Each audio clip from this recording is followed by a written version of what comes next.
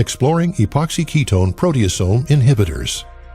The uncontrolled growth of cancer cells in the tumor microenvironment depends on a delicate balance of key cellular pathways that regulate proliferation and survival.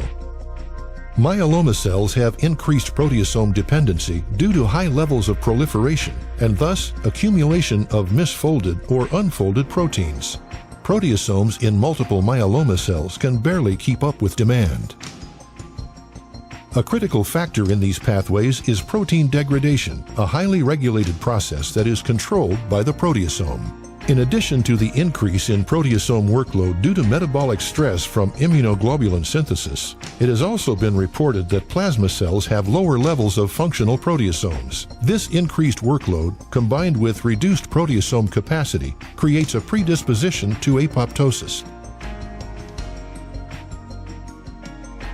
Epoxy ketone proteasome inhibitors irreversibly and selectively bind to the N-terminal threonine inherent to the active site of the 20S proteasome, the proteolytic core particle within the 26S proteasome. In preclinical studies, this binding results in sustained target suppression, anti-tumor activity, and low neurotoxicity.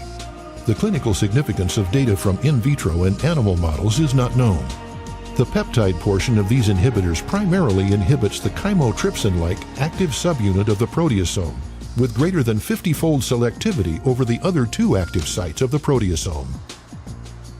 In an adenocarcinoma xenograft model in immunodeficient mice, the greatest anti-tumor activity was observed with an epoxy ketone proteasome inhibitor given on the 2 consecutive day dosing schedule.